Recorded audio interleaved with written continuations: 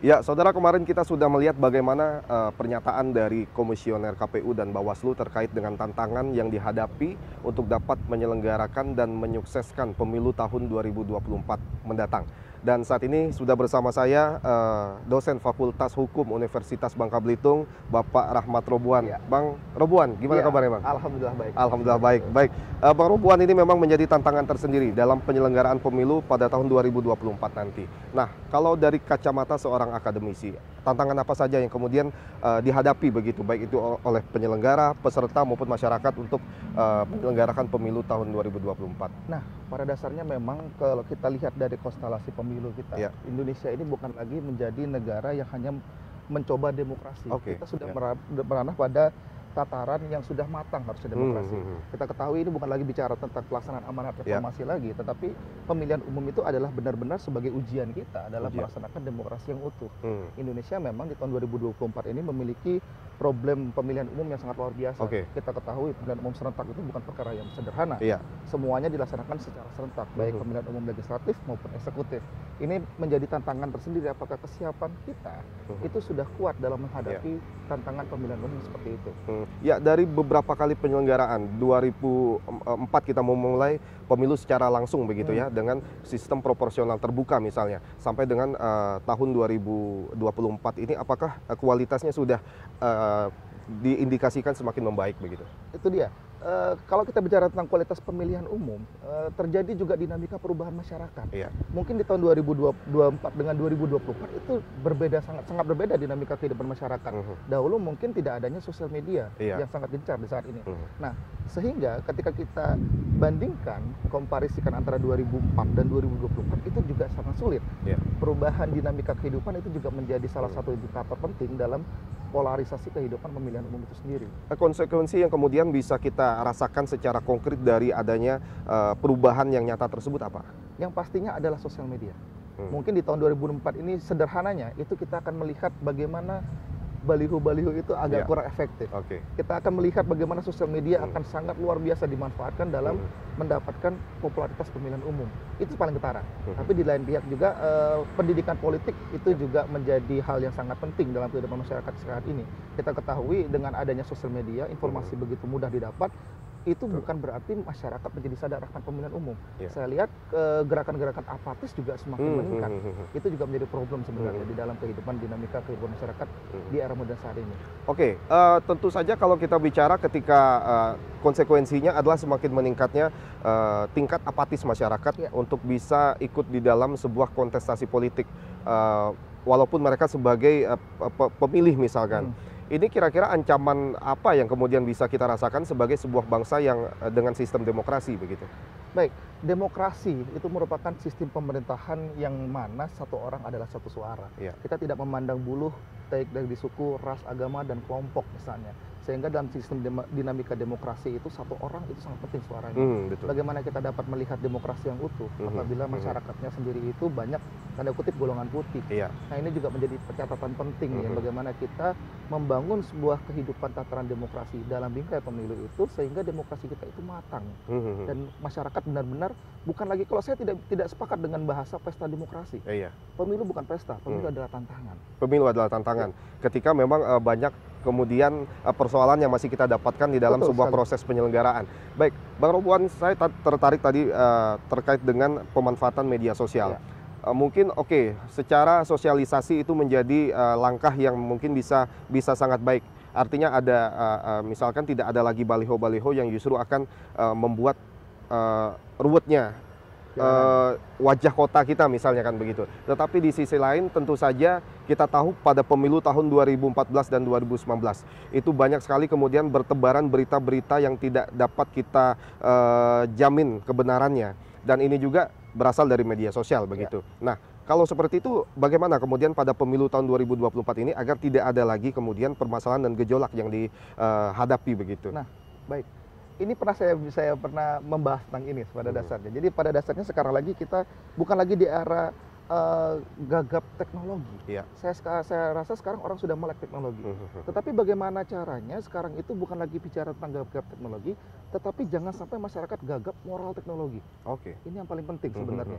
Bagaimana masyarakat tidak mudah diadu domba, tidak mudah dilakukan dengan politik identitas misalnya, yang nantinya akan memecah belah bangsa itu sendiri. Kita ketahui bagaimana skenario yang terjadi di 2019, baik pemilihan umum sebelumnya, itu sangat luar biasa kuatnya. Padahal kalau kita lihat di sini, tujuan daripada pemilihan umum itu adalah bagaimana kita membuat tataran kehidupan untuk menjadi yang lebih baik. Pemilihan umum itu tetap pada ranah asasnya. Langsung umum, bebas itu sudah terjadi. Tapi untuk jujur dan adil, nah ini yang harus menjadi PR kita, tantangan terberat kita. Bang Robuan, kenapa sih masyarakat kita ya, ada beberapa kelompok ataupun kalangan masyarakat kita yang saat ini masih sangat mudah begitu untuk apakah itu percaya dengan berita hoax ataupun masih banyak yang kemudian bisa dikondisikan oleh kelompok-kelompok tertentu demi kepentingan-kepentingan tertentu? Ini pergerakan dunia sosial, media sosial itu sangat cepat, dan masyarakat pun kadang-kadang kita ketahui pemikiran maupun pemahaman tentang teknologi itu jauh terlambat. Masih terlambat. Kita dihadapkan dengan perkembangan yang begitu cepat. Iya, betul. Perkembangan yang begitu cepat. Jadi bisa dikatakan ada beberapa kalangan masyarakat yang sudah siap memahami apa itu hoax, apa itu berita buruk, bagaimana cara kita menanggapi berita-berita yang tidak tepat misalnya. Ada juga kalangan-kalangan masyarakat yang begitu mudah terprovokasi. Dan lebih mirisnya lagi, ada juga kalangan-kalangan atau kelompok-kelompok yang memanfaatkan situasi itu. Iya, betul. Nah, itulah yang terjadi di Indonesia saat ini, di mana memang kalau kita kotak-kotakan masyarakat, ada beberapa masyarakat di dalam suatu kotak-kotak. Ada masyarakat yang memang sudah memahami teknologi itu sendiri dan memahami tentang pemilihan umum. Ada orang-orang yang mungkin biasa-biasa saja, tidak terlalu peduli. Ada yang orang masih sangat awam tentang teknologi, dan orang-orang itu masih sangat mudah untuk dipengaruhi terkait dengan berita-berita yang keras. Siapa kemudian yang bertanggung jawab untuk bisa memberikan kesadaran kepada masyarakat akan pentingnya untuk dapat menganalisa sebuah informasi begitu?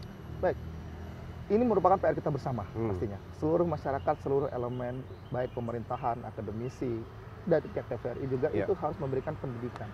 Pendidikan tidak hanya bicara tentang dengan politik, kita juga harus melek teknologi. Kita harus juga mengetahui bagaimana polarisasi yang terjadi, bagaimana dengan dinamika yang terjadi, sehingga dapat kita comparekan, kita matchkan antara pemilihan umum di era modern dengan kehidupan demokrasi yang tepat seperti itu. Oke, Bang Robuan, ini yang sangat menarik. Ketika kita berbicara pemilu tahun 2014 dan 2019 yang tidak bisa kita pungkiri bahwa pada saat itu memang terjadi katakanlah dalam tanda kutip polarisasi di tengah masyarakat kita yang kemudian menimbulkan gejolak-gejolak di tengah masyarakat. Jangan sampai itu terjadi di pemilu tahun 2024. Langkah-langkah apa yang kemudian harus diambil baik itu oleh penyelenggara maupun peserta pemilu untuk memastikan pemilu kita bisa berjalan dengan aman dan lancar tanpa gejolak?